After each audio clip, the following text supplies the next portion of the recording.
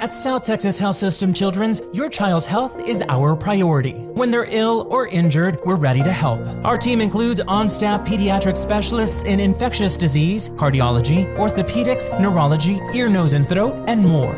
Our round-the-clock care features the Valley's first dedicated children's ER. For more than 15 years, we've offered healing and hope for kids. And we're here for your family now. South Texas Health System Children's. Where kids come first.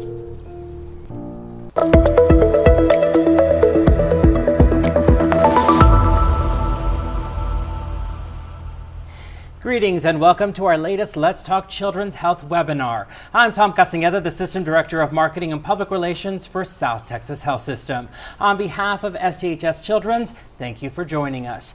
Prioritizing children's health is essential for ensuring a healthy and productive future generation. By prioritizing the physical, mental, and emotional well-being of their kids, parents can help ensure they grow up healthy. So to help parents protect their children's health, STHS Children's hosts these monthly Let's Talk Children's Health webinars. Through education on health issues affecting kids, parents can help maintain their children's overall well-being. Now, in this installment, we'll be talking about injury prevention for children.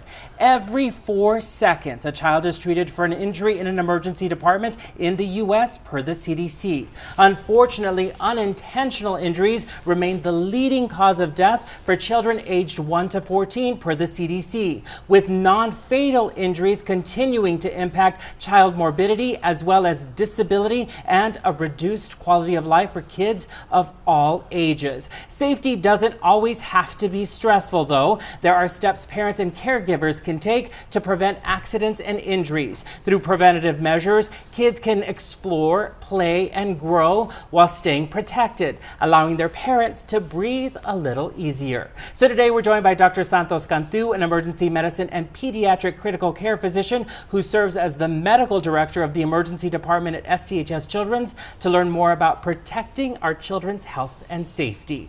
Thank you so much for joining us, Dr. Cantu.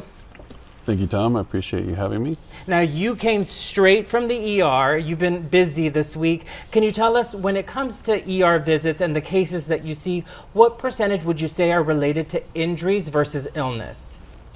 Well, right now, since it's, usually the summertime, the injuries are a little bit higher, but we still are seeing quite a few injuries. I would say, just taking a little bit of a guess, about 20 to 25% of the patients that we see are from injuries. And when you look at those injuries and you talk to the parents and you see the case itself, what percentage of that would you say, of those injuries, would you say could have been prevented with some safety precautions, like not wearing a helmet per se?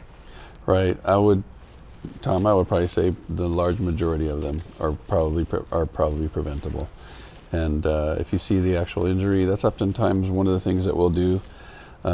Someone does something in particular at home, they get a cut on their forehead or something from a coffee table. We're like, well, maybe you shouldn't have a coffee table with a toddler running around. Mm-hmm. We'll talk to them about different things that they can do at home to hopefully prevent things from happening in the future. Yeah, childproofing is one of those things that's really important, especially if you're going to be a new parent, making sure that you're taking every precaution, because children get their hands into everything. Yes, everything. They get to be 2 feet tall with 8-foot arms. And, go gadget arms almost. And so, yeah, they're very busy. You almost have to get down on your knees and be at their level to tell what they can get into, and try to, make it a safer household for them. And that's what I did hear. That is really actually great advice, because stooping down to the level of a child and really taking a bird's eye view, or in this case, a child's eye view of what you see around you. So oh, that is a threat. That is a potential injury waiting to happen. And so making sure, that's a really good tip, I think, for parents. Yeah, and it's actually, it's not that difficult to do. And it's pretty amazing what is around that can be harmful. Mm-hmm. And most all these things, like as you were questioning earlier, could likely be prevented. Mm-hmm. Now, when you talk about unintentional injuries among kids, some of the biggest ones include falls, burns, drowning, poisoning, and motor vehicle accidents. So what are some of the most common ones that you see here in our ER? I would say of the ones that you mentioned, most likely a fall.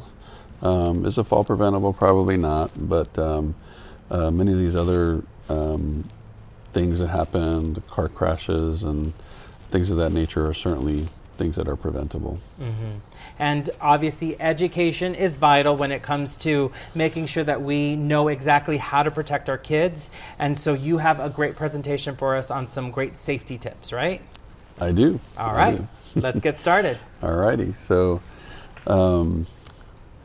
first of all, Tom, you brought a huge, injury prevention is a very large portion of what we do in pediatrics. There's so many topics. I certainly could not get to all of them, but some of the more common things that we'll see, I'll talk about. The first one is concussion, which comes from a head injury, and a concussion is basically a type of brain injury caused by bumping the head or a blow to the head.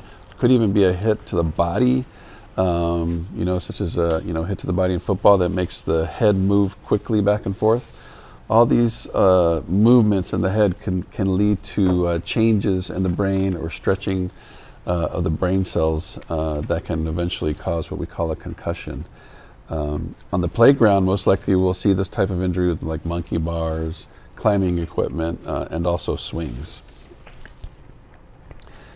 This is just a graphic of what to look for when you take your child to the playground to make sure that the playground is safe. I would hope that most of these things are present, but certainly there are age-appropriate places to allow your child to play on.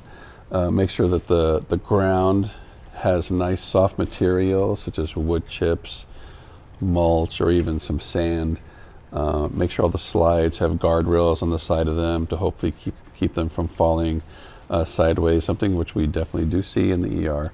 And then certainly look around on the floor and make sure there's not things on the ground that can make them trip, like big rocks or stumps or big sticks. You can certainly pick those up and move them somewhere else. With concussions, a lot of the things that your child might say to you, hey, you know what, I have a pretty bad headache, or I'm feeling nauseated. They might seem dizzy or complain of double vision or even some blurry vision. Photophobia, which is where the light hitting their eyes is painful for them. Feeling a little sluggish, not being able to concentrate correctly, or just plain old just not feeling right. And as a parent, some of the things that you might notice are the child being dazed or stunned. They're a little more forgetful than normal, clumsy, their personality changes a little bit, or they kind of forget things that have happened recently. These are some of the things that the parents could notice. And any of these symptoms, if you see these after a head injury, you really should seek medical attention. We have really good criteria now when and when not to do CAT scans, which is what is a test that we do to try to find a more severe injury. Most of the time we won't have to do those, but with any of these kinds of symptoms, you should probably at least get your child evaluated, okay? Now, these symptoms can show up right after the head injury, but they can also show up hours to even days later. So I'll usually tell parents it's about 48 hours of observation time before we're probably in the clear, okay? And then if your child has been diagnosed with a concussion, or they seem to have a concussion, many times these symptoms of a concussion can last for a week, sometimes a couple of weeks, but sometimes they can last even longer. And so it's very important to identify those who have a concussion so that you can deal with it and keep them from having any problems later on. Some of the more serious signs of a head injury, we talked about the nausea, we talked about the being a little bit slower than normal, being a little bit more clumsy, but if you see them and you notice one of their pupils is bigger than the other, if you see that they just won't wake up, they're just very, very sleepy, it's actually fine to let your child sleep as long as there's really no other signs of head injury. A severe headache, it's one of the things that we worry most about in the ER. A very, very bad, like a teenager put to tears kind of headache. We get very concerned about severe headaches. Slurred speech, weakness, lack of coordination, lots and lots of vomiting. A seizure, definitely something to be concerned about after a head injury. Just just being restless or agitated. The infants, how can you tell if they have a headache? They're oftentimes just very, very, very fussy and inconsolable. And then the other thing that to be very concerned about is if your child had what we call a loss of consciousness, or they passed out, or they knocked out. Those are things for which they would need to get checked. And if we see some of these particular symptoms in the ER, many of those will get CAT scans. But they're, like I said, we have very good criteria now when and when not to do these. And I would probably say that the ER physicians are actually probably the experts in deciding whether or not you need to have a CAT scan or not. So it's definitely good to get your child checked for this kind of injury. Oftentimes we'll see these in contact sports in particular. We all know about football, but there's certainly other contact sports. Basketball can be lots of contact, soccer even, baseball. I mean, there's certainly are reasons why these kids wear helmets, when they're out there playing. But a lot of times the coaches and the officials can really help out the children with identifying a bad head injury or a concussion, by just talking to their athletes about the signs and symptoms of concussion, and just making sure that they know to let the coaches know as soon as they feel like there may be an issue, and not to be concerned so much about losing playing time. Letting the athlete know that they're much more concerned about their brain health than their sports activities. There certainly are ways to lower the risk of head injury with the way the kids are coached never to use their head or their helmet to contact another athlete. Coaches should be enforcing rules which limit the risk of head impact. I know they have, in football at least, they have penalties for this kind of impact.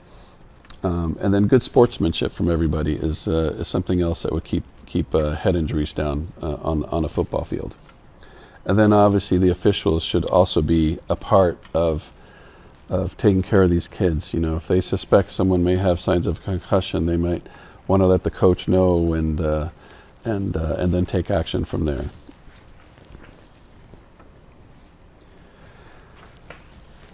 And actually, if there's any doubt whatsoever, we always recommend just have them sit out. If there's any concern with a head injury at all, you should definitely not let them keep playing and let them sit out. They should be not playing for at least 24 hours, okay? Obviously inform the parents about all this, and they should really not be allowed to play until a healthcare provider says it's okay. And this provider can actually be a school trainer too. Oftentimes what will happen after a concussion is the athlete will be put into a return to play protocol, so to speak. And this is something that can be done by the trainers at school, especially those that are in high school. Otherwise, your pediatrician should be able to help with this process. You really want to make sure that they're ready to get back in. You don't want them to go back and play and potentially hit their head again when their head injury is not fully healed. This could certainly lead to problems later on. We're not entirely completely sure what those are, but at this time we're just super careful about allowing kids to keep hitting their head again and again without their injury being fully healed. And in general, the return to play usually has several steps. There's about 6 steps, and it first starts out with non-sport activities, such as going back to school, and then it kind of gradually goes from there, just little exercises until you finally get up to full contact. And within these 6 steps, if there's any sign that the symptoms have come back, you really should go back a step. And like I said, the trainers are very good with this kind of stuff. So, but this is an important part of getting these kids to come back to play. Now we'll come off of head injuries and start talking about, I'll talk about skateboarding, bicycling. These are common activities that the kids down here will be involved in. Helmets, obviously, a must, especially if you're riding anywhere near any streets. Not just a helmet, but a helmet that actually fits properly. okay? You don't want this thing, just kind of sitting on their head and being off to the side. You want to make sure that the helmet fits correctly.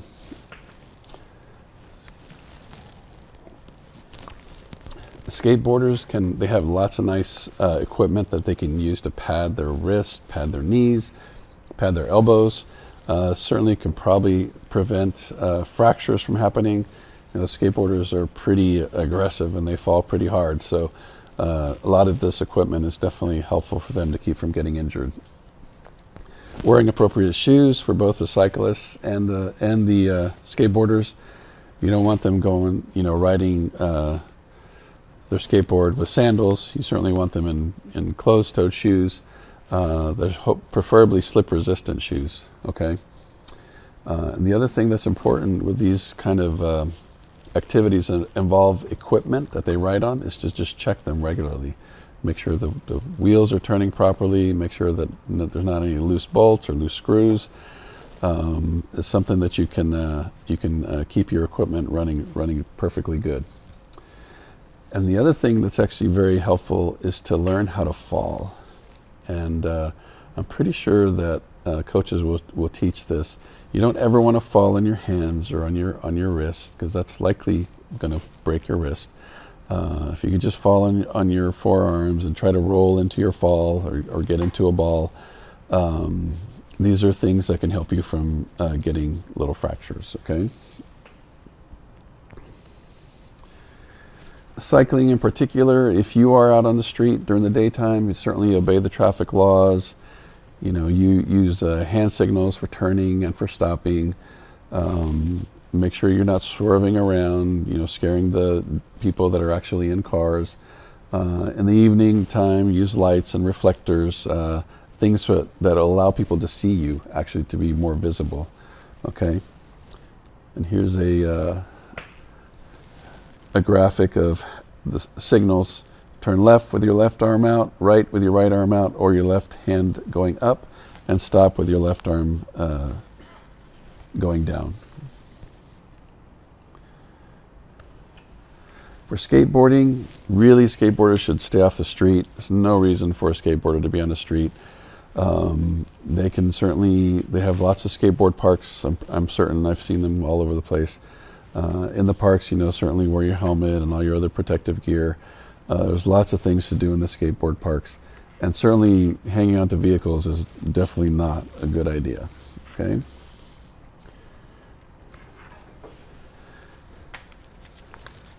Next thing we'll talk about, unless you have some questions, Tom? No, keep going. Car seat safety, auto safety, okay? As most everybody knows, I actually was this may date me, but I was a medical student when we didn't have car seats. And we would see people in the ER, kids, jumping all over the cars, front to back, front seat to back seat, but we just don't see that anymore. Car seats are very, very important, okay? And there are a lot of published guidelines on what kind of car seat to use for your child. A lot of it depends on obviously their age and their weight and their height. The first car seat you'll use is one that faces the rear, and ideally you want one that buckles into a harness. And once the kids outgrow those, you start seeing their legs going onto the back of the seat. You can probably move them over to a forward-facing seat, not usually till they turn around 2 years old. And the forward-facing seat is also buckled to a harness, and a lot of them nowadays can be tethered over the top. And there certainly are some where you can use the regular seat belt, but there certainly are instructions on how to make sure that those car seats are installed properly in your car, okay? Once they start outgrowing the forward-facing seat, probably at least 5 years old, then you can start putting them into a booster seat. The booster seat will let the seat belt sit on them properly, on their shoulders and on their hips properly. But once they outgrow that, they can sit into a regular seat, which that's not probably going to happen until they're about 12, 13 years old. And when that happens, you want to make sure that the seatbelt does not go anywhere over their stomach. It's mostly on the upper part of their hips. or their upper thighs, and that the shoulder part is in the middle of their clavicle. Okay. A few other things about car seats that's kind of interesting. They actually do have expiration dates, and these expiration dates can commonly be found on the label on the back of the seat.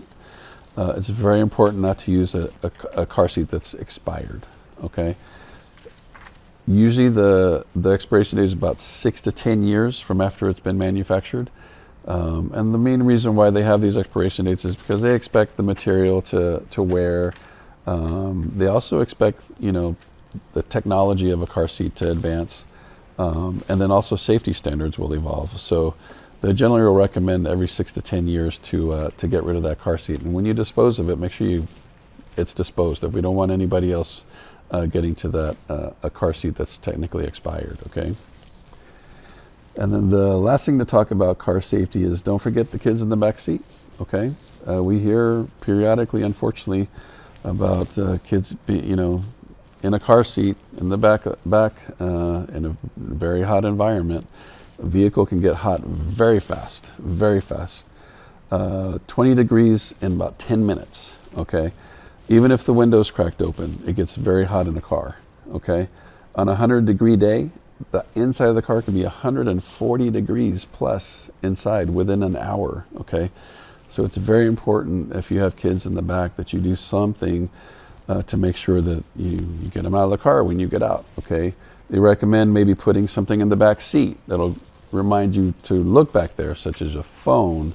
Probably, your phone probably shouldn't be in the front seat with you anyway, so you can put it in the back seat with a child, a wallet or a purse, something that's crucial for you to get at to remind you to take your child out. And nowadays they do have a lot of different devices to help you remember about your little one in the back. There's little alarms or sensors, mirrors that you could put on your rear view mirror, so you're looking directly at your kiddo. Lots of different things. So that's super important, obviously.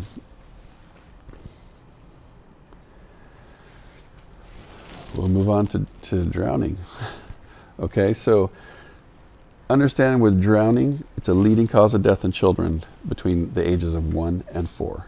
Okay, and unfortunately, the likelihood of drowning is higher in kiddos with certain disorders such as autism, spectrum disorder, seizure disorders. So it's going to be very important to be aware of this unfortunate event. Drowning is preventable. It absolutely is preventable. There's not a reason for anyone to have this happen to them. Just have to remember that drowning happens quickly and it happens quietly.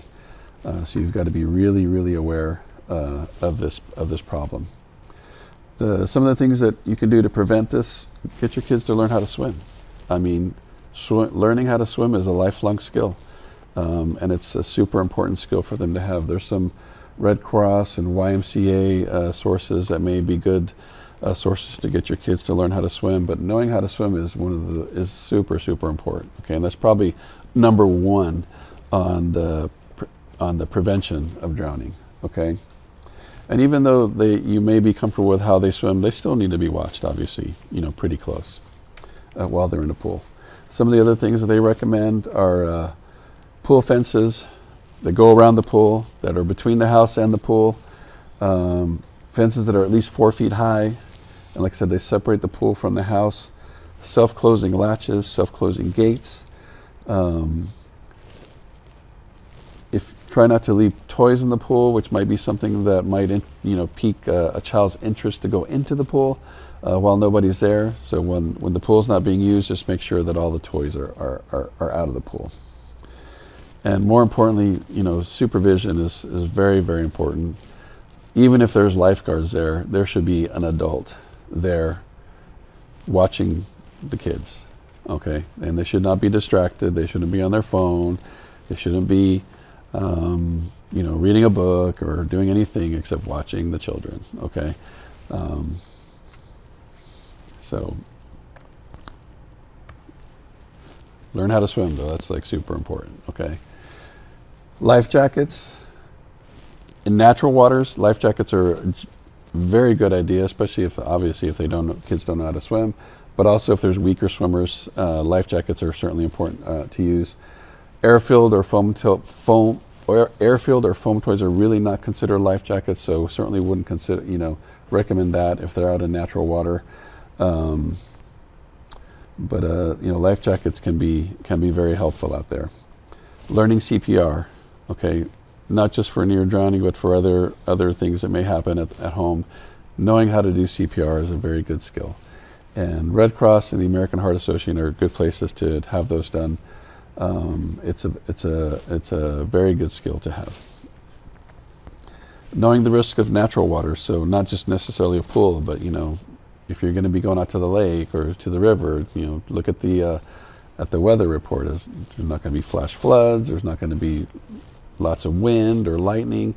These are things to be aware of before you go into natural water, such as lakes or rivers or even the ocean. Okay. And then avoiding alcohol, that's mostly for the parents, especially for those parents that have been kind of like a designated driver. Okay, you need a designated parent to watch the children. Okay, and they should certainly not be impaired with alcohol. Some other things that can happen, a buddy system, especially if you have a child with a seizure disorder or these other with autism. Make sure that somebody is there with them, that's constantly with them. That's always going to be a good idea. There's some medications that these people take which might impact your judgment, your balance, your coordination. Just make sure that if you're taking any of those medications, that someone's watching you very close. Breathing games. I actually saw this the other day in the ER. I would say do not allow your child to have these breathing games that they do. They'll hyperventilate before they go underwater, or they'll go underwater and hold their breath for as long as they can with some kind of game. One of the kids that I saw actually passed out while he was holding his breath. Excellent swimmer, but he passed out, and he actually passed out. And luckily he was fine, but these are very, very dangerous games and should definitely not be allowed. Okay? And just to also remember, drowning doesn't always happen in a pool or in a lake. It can happen at home. Okay, it can happen in a bathtub. It can happen in a toilet. It can happen in mop water. Okay, so you got to be very careful with these kinds of things. Empty out your mop water buckets after you use them, and just make sure your bathroom doors are closed. And just know where your kid is all the time. Okay. There's one thing out there that's called a chain of survival. When we talk about drowning, the first thing is to prevent drowning, and we've talked about a lot of those things. Okay. The second thing is to recognize if somebody is in distress. You'll notice them splashing around or gasping, or really unable to float or waving their arms. That you got to recognize that. Once you recognize that, provide some kind of flotation device. They always say not to go out there. Yourself. If you can throw a ring or something that floats so that they can grab onto some kind of flotation device, that would be very, very helpful for them. If you can reach for them while you're still on the side, definitely go ahead and do that, but try not to get into the pool unless you absolutely have to, and certainly call for help. Okay. Remove them from the water and then provide care as needed. Okay.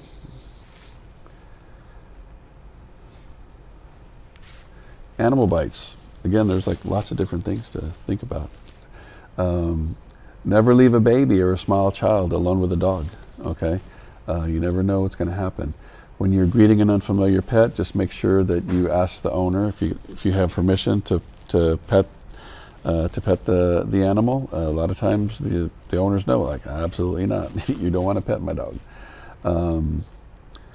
A lot of veterinarians will say, avoid direct eye contact or approaching the dog straight on, because many times they think that might be threatening and could be dangerous. Never reach through a fence or reach over a fence to pet an animal. That's something that they may bite your hand if you do that. And then if a dog's coming up to you to sniff, just to stay still. They're just wanting to sniff you. Many times they'll just walk away. And we talk about burns, prevention of burns in the homes. We also want to keep hot liquids and hot food out of reach of children. If you are cooking on your stove, you certainly want to try and use the back burners if you can. Ideally, you want to keep children at least 3 feet away from cooking areas. So you can have a dedicated cooking area and say, you know what, you can't come past this, can't pass this line, okay? Hot water the water heater should generally be around 120 degrees or lower. When it's higher than that, just the water by itself can actually cause a burn in a child, okay? Checking your bath water temperature. You can use your wrist or the back of your hand to make sure the water's not too hot before you put the child into the bath. Certain things you want to keep out of reach of the kids: matches and lighters, electrical cords. Electrical cords is one of those things where when you get down to their level, you might see a cord on the floor. It's like that needs to be absolutely out of reach for a small toddler, okay? Sunburn can be prevented with sunscreen, and in case there is a fire going on in the household, plans should be in place with the family to know how to get out, okay? And the last thing that I'm going to speak to you about are poisons. Things in the house that can cause poisoning, medications that can cause poisoning, plants that can cause poisoning. Just so that you know, there is an excellent resource available to everybody. It's called the Poison Center, okay? And the phone number for them is very easy to remember. It's 1-800-222-1222, okay? That's 1-800-222-1222. The Poison Center is has a lot of resources on what to do in cases of poisonings. They are the place that we actually call whenever somebody comes in after an ingestion of any kind. So, and it's definitely available to parents. Oftentimes, if it's something where they'll tell you, you know what, you can stay home. You don't have to go to the hospital for this. Or it's going to be like, oh, you need to go, they need to observe you for a certain amount of time. And sometimes if it's on the fence, they'll be like, you know what, I think he's going to be okay. I'm going to call you back in a couple hours to check on him. And they will do that, okay? So it's a very excellent resource. Okay, I'm going to tell you that number one more time. 1-800-222-1222, okay? Cleaning products, anything that could potentially be poisonous should certainly be in childproof cabinets with locks on them. Some easy things that could be prevented: medicines in a purse, a bag, or coat pockets should not be there when small children are around. If grandma comes around with her purse that's got 10 medication bottles in it, should either put the purse away in an upper cabinet, lock it away, or take the meds out and put them away so that the kiddo can't get to them, okay? Don't store stuff in the refrigerator near food. That's toxic. We see that occasionally. And definitely don't put chemicals or, household chemicals, or even a lot of times we'll see like auto shop chemicals put into like a juice jar or a glass container of some kind, a water bottle, and a child thinks that it's water or juice and they'll drink it, okay? So if you have to do that with some kind of chemical at home, just throw it away. Keep it in its original container, and if you don't have the original container, just throw it and get some more. It's not worth the risk of having a child potentially drink that product. There are some plants out there that are poisonous. You should be aware of those. Keep them out of the reach of children. Oleander, foxglove, azaleas, poison ivy. I have some pictures of these so you can see those. And those are right here. This is oleander, it's foxglove, poison ivy, it's got the 3 leaves on it. This is deadly nightshade berries, and this is azaleas and castor beans. That's a lot. That is a lot of information, especially when you're talking about kids. There are so many unfortunate opportunities for an injury, and so you really have to be aware as a parent and be vigilant 24/7. So let's talk about home safety, because when it comes to the home, that is where they spend the majority of their time. If they're not in school, they're at home for the most part. So keeping your home safe should be #1 rule of thumb. Childproofing your home, checking to make sure the outlets are all covered. I know that we have SDHS outlet covers, so those are a great, easy tool that you can use just to protect your outlets, right? Yes, indeed, and that's something that we'll see can be prevented. Okay, we'll have a child put like a butter knife or something into an outlet and they get a little burn. Most of the time a burn from a household outlet is not serious, but it's painful, and it can cause, it can give them a burn or a little lesion, and so it's painful. It can be prevented. Okay. Another one is pick up toys when you're done with play, and I know every parent knows, if you've ever stepped on a Lego, how painful it is for you, but it's also the hazard of tripping over something, whether it's a bigger item, things like that. So just making sure that you have set play areas and making sure your kids know to put everything back once they're done with it. Yes, absolutely.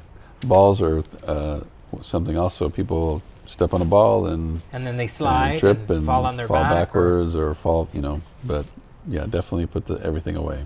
And you talked about not touching any medication, so letting your children understand the dangers of medication, and if they see something, to certainly avoid it. And I know you see pills in different colors, and so sometimes they look like they could be a Skittle or something. So just making sure that whatever you do, you don't take the medicines out of their containers. You don't put it in a Ziploc bag, and then your child thinks it's candy.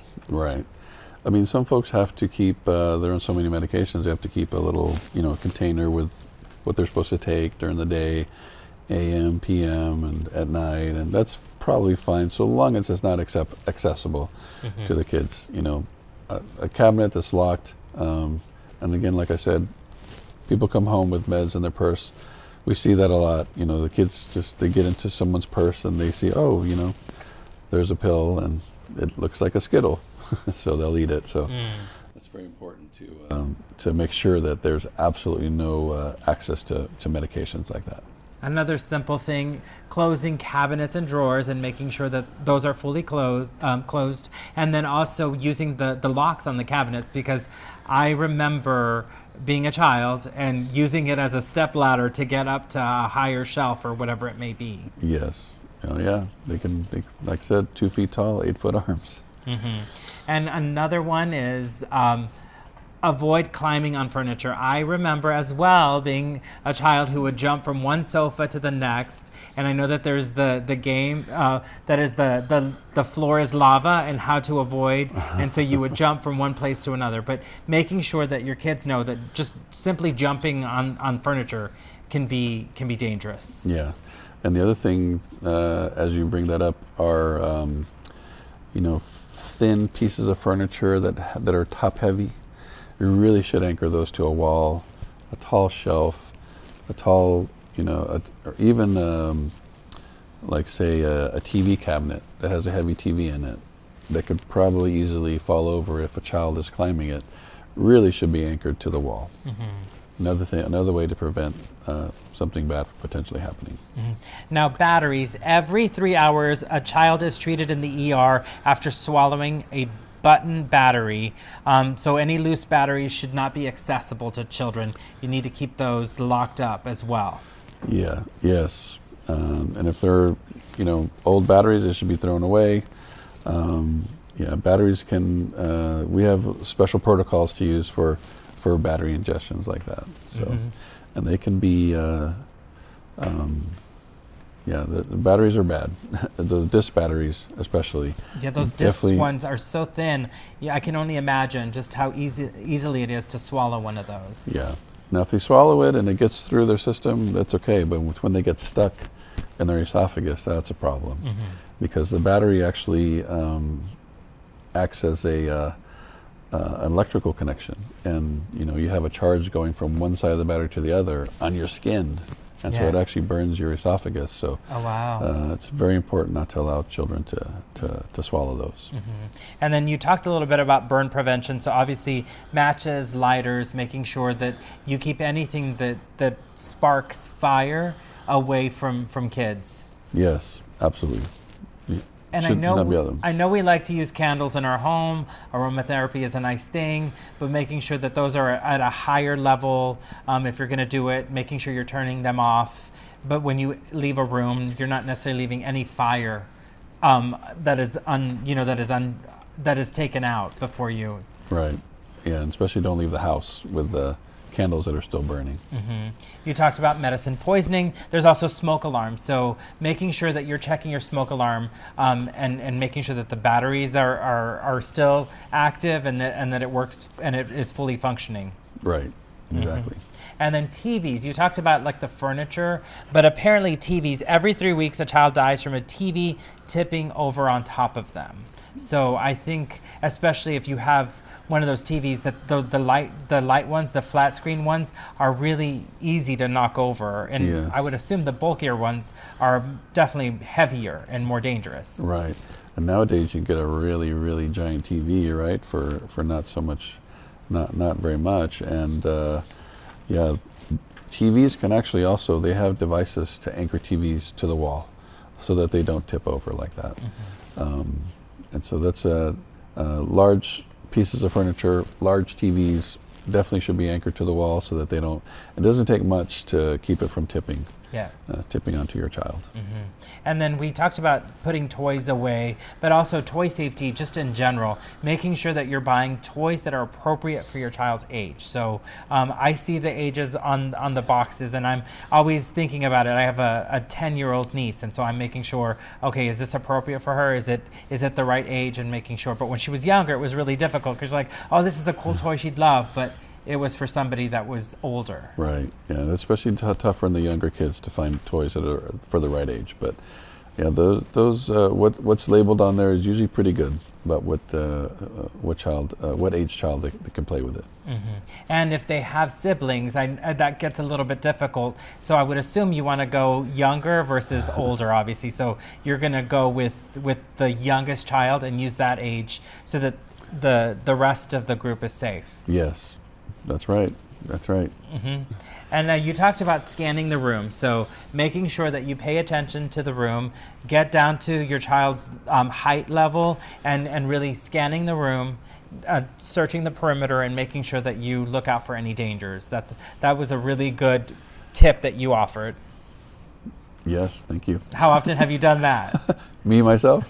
Never. I have grandkids, so definitely. You got to watch out for them, right? Yes. Now, you talked about water safety. So the pool safety is all really important. So if you have a pool in your home, or if you are going to be visiting a family that has a pool, just making sure that your children are able to swim, that they have a flotation device or something that they can use, that just in case that you're not going to be around them, and having that conversation with the other parent to make sure somebody's going to be monitoring our children at all times, that they're going to be safe at the pool. Yeah, and a lot of times, Tom, things like floaties and things that you would think would allow the child to be safe without seeing them are actually more dangerous, because then you tend to take your focus off of them a little bit, and you really should be watching them the whole time.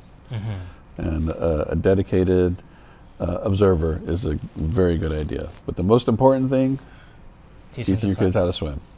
Super important. Yeah. And one that you may not think about, but I remember my summers when my father would make me mow the lawn. So lawnmower accidents are common. You hear about them. Unfortunately, they can cause everything from the injuries are caused by everything from the contact with the rotating blade, being hit by flying objects, overturning. So just making sure that you're following proper protocols when it comes to lawnmower safety. Some great things to do is pick up stones, toys, and debris from the lawn to prevent them from flying. I don't know what you see more of, if a child accidentally getting cut or getting struck by something when they're just playing in the yard and their parent is mowing the lawn. Yeah, most of the time it's like a rock or something like that flies back. So it's important if you're actually cutting the lawn to make sure you're wearing pants and you got good shoes on. Wearing shorts is not a good idea when you're doing things like that. Mm-hmm. All right, now you talked about animal bites, so just making sure that you're not teasing an animal, that you're not playing with it roughly, that you're not waking it up or bothering it while it's eating or grabbing its toys or food. So they're protective of their property just like we are, and you got to make sure that you avoid any of that. Right. Yeah. How often do you see animal bites in the ER? Well, we'll see them, I would say, at least once or twice a month. Mm-hmm. Sometimes they're pretty bad, unfortunately, but it does happen, and we'll see it a couple times a month. Now, the motor vehicle accidents that we talked about, obviously, we had some great information on car seat safety. More than 100,000 kids, 12 and under, are injured, and 599 die a year when it comes to motor vehicle accidents. And 35% of those fatalities, the child was not buckled up. So making sure with the car seat that you're ensuring that it's safely and that you're using the appropriate car seat, and that it's safe, that it hasn't expired, because that's the other thing you need to look out for. But then for your older kids, making sure that they buckle up. Yes, exactly. And you just got to stress the importance of it. And we'll see some pretty bad car crashes, but the kids who are strapped properly in a car seat, they're fine. Mm-hmm. So it's they definitely have a very good use. They're very important. And then we know that parents of teenagers are going to see their children starting to take the wheel. They're going to learn how to drive themselves. And so we talk about seatbelt safety. That obviously is a given, and they're taught that in class, and you have to wear your seatbelt. It's the law. But another thing that we're seeing a lot of, unfortunately, is distracted driving accidents. And so especially for teenagers, making sure that they aren't texting and driving, that they're keeping their eyes on the road. They're not changing the station every 2 minutes or dancing or taking their hands off. And I was a teenager who would dance in the car, and so I know that it's hard to avoid when your favorite song is playing, but just making sure that you are paying attention at all times. Yeah, it's very important. And some people will call all these crashes accidents, but they really aren't. They are completely preventable. Most of the time they're from being distracted with a phone or something else. And it doesn't just apply to children, it's for adults too, right? Mm-hmm. Now, you talked about bike riding and bicycle safety, so you had some great advice for that. But helmets specifically, some tips when it comes to selecting a helmet. It's really important that you're using the right helmet for you. You may have 3 kids and you want to pass down the helmet, but if it doesn't fit snugly on the other child, you should be getting them their own new helmet, correct? Yeah, right. So it's not just a helmet, it's got to be a helmet that fits right. And, you can definitely try it on, and they have guidelines on what ages to use for the helmets, and but yeah, it's got to fit snug. It can't be flopping around. It's not going to be much help if it's if it's moving around. Mm-hmm. So the size, make sure the helmet fits snugly. For the position, you want to make sure that the helmet should be sitting lower on the forehead. There should be 1 or 2 finger widths above the eyebrow. So it should be sitting pretty low on the head. And then using the side straps, the left and right side straps should form a Y and meet right below the ear. So making sure it's fitting. There's a Y there that you're seeing, the ears between that, and then that it's snug and that it's low to the forehead. Yep, and buckled. And obviously we want to buckle it. We need to do that. Now, one of the things that we're seeing now, that kids are back to school, and they may be walking down the street to meet their bus, so pedestrian safety. So just making sure that we're teaching our kids to look both ways before they cross the street, paying attention, not being distracted by their backpack or their homework, like really paying attention to the road, because at any moment an accident can happen. Yeah, and it's not, Tom, that's interesting you bring that up, because it's not just what you see, it can also be what you hear. So you'll see a lot of people that wear headphones when they're walking down the street. It's probably a better idea to, being able to see and to hear what's going on as you're walking to the bus. Yeah, there have been many times when I've been wearing earbuds and walking in the park, and then there's like, there's some noise that you didn't really realize. They really are noise-canceling headphones, so you want to make sure that you're listening and paying attention at all time when you're walking, especially if you're walking on a street, making sure you're using the sidewalk. But if there isn't a sidewalk and you have to take the side of the street, making sure that you're really cautious. Yeah. Now, one thing that we're seeing a lot of these days are those scooters, and especially the e-scooters, the electric scooters. I saw a kid when I went for a walk this week that was just zooming by on the pavement, and there's walkers going, and it's a narrow path, and I was like, there he goes again. He wasn't wearing a helmet, and he was just zooming by with no caution whatsoever. So if you're going to be using those scooters, those are still dangerous, even if it's an electric scooter and you're not having to pedal yourself. They're still very dangerous. Well, yeah. I mean, they probably many times will go faster than a bicycle. And if they're riding around in the same place as a bicycle, they should use all the same rules that a bicycle uses, especially the helmet, right? Yeah. Now, ATV accidents, it's unfortunate. We hear a lot about ATV accidents. We heard about them in the summer, but people will still use them throughout the year, especially in South Texas where it's warm most of the year. What is the advice when it comes to ATVs? Well, there's a lot of little rules that they'll have for those. Certain ATVs are designed for certain age groups, and certain ATVs are also designed for one person. And sometimes you'll see 2 and sometimes 3 people in that one person ATV. This is all things that are very dangerous, and an ATV is not a device to mess with. Those things they can be very powerful, and there are definitely set guidelines on which ones to use and who can use them. Mm-hmm. Helmets, for sure. Yeah, helmets is definitely important. And when it comes to determining whether your child is ready for an ATV, the ATV Safety Institute has a readiness checklist that you can follow. So if you visit the ATV Safety Institute website, you can actually take the checklist, go down the list, and check off and make sure that your child is actually ready to ride an ATV. I think that's the biggest thing. Is we think our children may be ready, but if they don't know the rules of the road, they don't know just how to be safe, what speeds they should be driving, things like that, then they should definitely not be getting on an ATV. Mm-hmm. And playground injuries are something that we're unfortunately seeing now that kids are back at school, they're doing recess, so making sure that the kids are playing safe, right? Right. And just to make sure, you would hope that the playgrounds at the schools are safe, with appropriate ground cover and obstacles that are out of the way.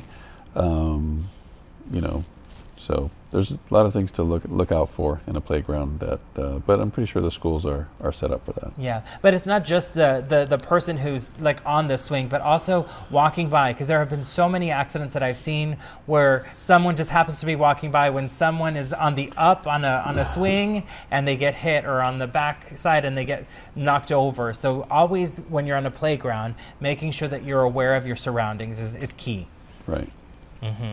And then when you talked about the concussion, so obviously there's a lot of sports. It's Friday Night Lights. The Valley loves football. All of these sports. What are the you talked about some of the symptoms to look out for, but what are the instant signs that a parent should be looking out for that their child requires immediate medical attention? So those things to look out for are going to be severe headache. If they lost consciousness, if they have a lot of vomiting, okay, if they're just not acting right, or they're not, it's probably pretty obvious, but they're just, they don't want to wake up, those kinds of things, just get checked right away. Mm-hmm. And what are the complications associated with an untreated concussion? What could happen if you don't take your child to the ER right away? Well, the thing that would worry most about if there is a more severe injury than a concussion. So a concussion, there's not much that we can do for except allow you to rest until you heal. Okay, but what needs to happen is someone needs to check your child, make sure that they're okay, that they don't need to have certain tests that we do called a CAT scan to make sure there's no bleeding inside their brain. As I said with the presentation, we have very good criteria now when and when not to do those CAT scans, and we actually do very few of them nowadays. But fortunately, we do very few of them because they carry a lot of radiation, and we're not real sure quite yet what that radiation can cause, in the future. But if someone goes with a bleeding in their brain and it's not diagnosed, I mean, it could be pretty bad because it can certainly get worse. Now, I remember when I was a child, my parents left us home alone. Like, they would go out, but we were at a specific age, so where you were able to stay home and kind of take care of yourself. How does a parent? What are some tips on knowing, is my child ready between the ages of like 12 to 14 or so to be home alone for an hour, whatever it may be? Yeah, usually that age is around 12, right? Where you're like, oh, you're probably going to be fine.